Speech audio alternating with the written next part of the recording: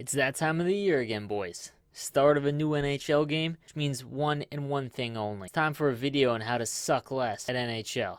So today's video, we're going to go over the settings and strategies you want to use to not suck as much in NHL 19. I'm No Sleeves 12.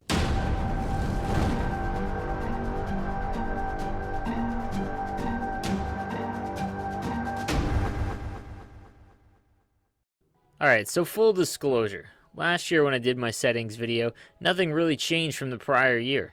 Fortunately, NHL 17 and 18 were almost exactly the same when it comes to gameplay, but man is 19 different. So today's video is going to be completely different from my past settings and strategies video, and it's going to take a lot of adjustments in your gameplay to succeed consistently in this game. So let's go over the biggest changes. One would be the scoring.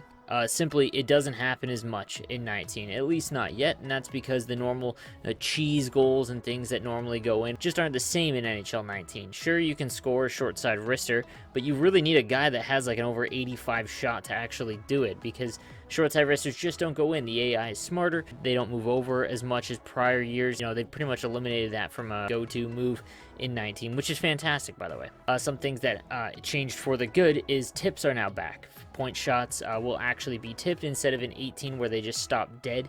So that's something I'm going to go over as well. Cross ice one-timers, again, unless it's a clear, you're 4 feet in front of the net, or you have a guy like Kucherov, Stamkos, Ovechkin, a trigger man. Firing that top shelf, it really doesn't go in as much as prior years, and again, that's kind of a good thing, which just leads to an overall kind of frustrating gameplay for a lot of players that relied on those moves the last 3 seasons, really. So again, I'm going to go over why my settings are so different and how you should use them, and then in my following videos I'll show you how to use them effectively with actual gameplay and whatnot. So this video is just going to show you what settings you want to use to set up and why. So let's get into it. So let's start with team makeup. First of all, nothing really changes from last year when it comes to left and right-handed shots on the wing. You obviously want opposite-handed winger, so right-handed shot on the left wing and a left-handed shot on the right wing. That doesn't change because, again, you need to have one-timer options from every single possible spot.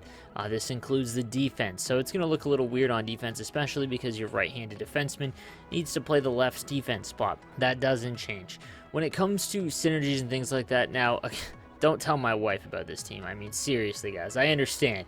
Spent some money. If you've been a part of my streams recently, there's been a lot of hype. We've had a lot of fun. We've ripped 1 billion packs, and here we are. This is my team. Don't hate me. Come on. If you're looking for a synergy to build around, it would be Burner. But other than that, just ignore the synergies for now. And when it comes to the basic makeup of your team, left-handed shots on the right wing, right-handed shots on the left wing. Alright guys, so here they are. The forecheck this season, what I recommend to start the game at least, is the 1-2-2 passive. The reason for this is what you want to do, this whole strat set is based on frustrating your opponent. Basically forcing him to make stupid plays and try and force the puck because he literally can't do anything against you. The goalies and whatnot are so overpowered right now. Short side wristers don't go in. Almost all one-timers don't go in. It's crazy. So I'm going to explain why this set has worked so effectively for me so far. Right now I'm in Division 5, in the top 200 for comp seasons. And again, this isn't for elite players. If you're elite, you know what you're doing. All of my videos are for people that struggle a little bit and want to get better at the game. If you're elite, it might take a game to the next level, maybe change some things up. For the most part, my videos are always for the guys that struggle a little bit and are just looking for some insight onto how to succeed if you're not, next level vision, So the reason why I want to do this set specifically is because, like I said, you want to frustrate your opponent. Now, what the 1-2-2 passive is going to do is basically once you're into the zone and you've lost the puck, the 1-2-2 passive will have everyone stop the forecheck. And now a lot of you are going to be like, hey, well, then I'm not going to have a lot of time on attack. Ignore time on attack with this strat set. The reason why this is so effective is because, again, all you're doing is limiting their chances. They can skate around in the zone all they want, but goalies don't let anything in, and if you use this set, they're really going to not get any shots through or allow even a zone entry. So once you have the 1-2-2 passive, let's move on to the next, the neutral zone. You want to use the 1-4. Again, that's kind of a staple for the last few seasons. The 1-4 just kind of stacks everyone at the blue line, allows zone entry, or doesn't allow zone entry, which is the most important part.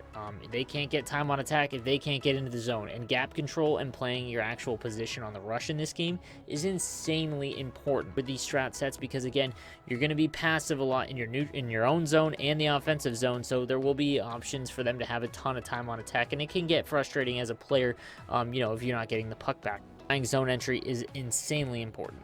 Out of the trap and forecheck, going to dictate how aggressive your guys are when you lose the puck.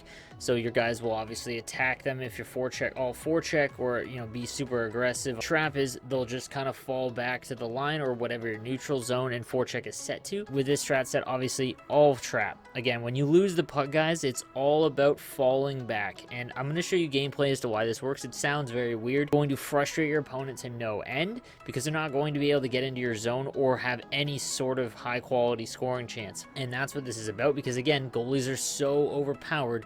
You want to make it even more difficult to score and actually get shots away.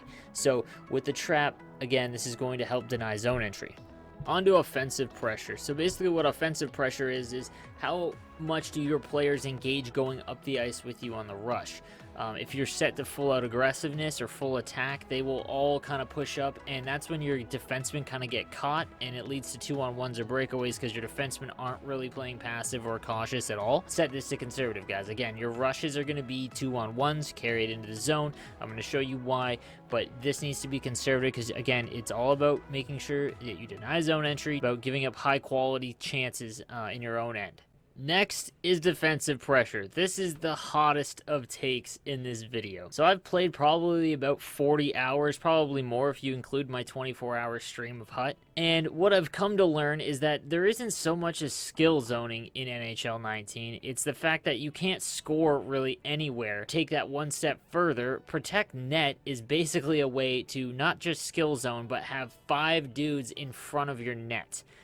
The reason why this is so effective, again, is if the shot doesn't get through, it's not going in. And even if it does, your goalie's probably stopping it. This is insanely effective against good players, because the reason why it is so effective is, again, they're going to control their time on attack. If someone's better than you and has better vision than you, they're going to control time on attack. I hate to break it to you. Play better players, there's a reason why they're better. They have more vision. You set your defensive strategies to protect net, they really don't have very many options. They're going to fire it from all sorts of places, which is fine, because again, they're just going to force it half the time, and you can take advantage of that eventually when they turn the puck over. So this isn't really skill zoning, because you do need to control your player.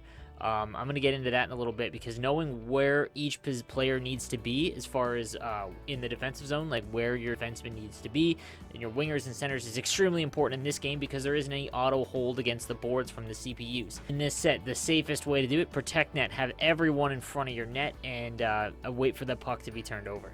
Now, the only flaw in the protect net strat is that when guys start to see this, good players will recognize that they have so much time and space up top to just fire 1-Ts from the defenseman. And again, tips are back in 19, so you have to be careful of that. That's why you set your defensive strategy to tight point. Your wingers will force those defenders to not have nearly as much time and space as they'd like, and all the rest of your players are right in front of your net. That's why you want to pair protect net and tight point together. So penalty kill, same thing, passive box. Normally last season I did large because again, you want to have your AI be extremely aggressive last season, because they'd auto hold along the boards and get in your face, and it's easy to spam pocheck. In this game, you spam pocheck, you're getting another 2 minutes, as well as they don't auto hold on the boards. Fall back in front of your net, deny shots, guys. I'll go more in depth about the power play in another video, but I use umbrella instead of overload this season, and I'll show you why, like I said, in another video. Control breakout. This is extremely important, guys. Strong side slant is the only one you want to use. I'm going to show you how to use it very effectively to create breakaways for yourself. But again, I'll show you that in my how to score video. As far as breakout, you also want leave zone early. Again, that kind of goes in conjunction with that control breakout. Okay, guys, and lastly, your forward strategies. Everything crashed the net. Last year it was all overload, and this is going to be, again, another hot take, but crash the net is what I use early on in this game, because again, it's extremely difficult to score consistently. So what you do, you cross the line with your forwards or your defenders, whoever it may be, get in a little bit, wait for your following players on the other side of the ice to get a little bit closer to the net, and just start ripping low pad the entire game and get that rebound. Either it's going to go far side and in the net, or you're going to get that rebound shot that's going to go in. It's what I've found to be the most consistent way to score that isn't extremely frustrating because, again, one-timers and short-side wristers just don't seem to be going in as nearly as much as they did prior. So again, guys, this is just something to consistently use. And this doesn't mean that to completely abandon the one-timer, anything like that. If you get down low with crash the net, there's still guys wide open because you've set your wingers to opposite-handedness, and you'll be able to fire top-shelf piss missiles all day.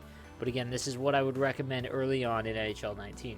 So guys, I'm going to show you how to effectively use these strats and settings in my future videos and how to score and how to play defense and how to forecheck and all that kind of stuff. But the main principles are you want to collapse into your own zone, play your position well. If you're playing a winger, then you want to make sure that you have your points covered. Those are the players that are on, up top. That's what a winger is supposed to cover. Defenseman down low, center in the slot. And you want to take away the 1-Ts and things like that. On offense, guys, get in the zone, wait for another defense player to get close, and just start ripping clappers low far side, as it's going to either go in or give that huge rebound. It's what you want to do early on. Again, don't go away from the one-timers and whatnot, but this is a very good way to kind of stun your opponent and get consistent goals at the same time. So guys, that was my settings video. If you guys have any questions or anything like that, hit me up on Twitter or the comments section below. I'll always respond to any question in regards to the tips and things I give out. If you guys are struggling still after using my settings, just hold tight. Like I said, my scoring and how to play defense video with these strats will be coming out to show you exactly how to use these settings. And again, if you have any other questions, guys, just hit me up. Twitter, Instagram, Twitch, I don't care. All the links are above. You guys stay sweet.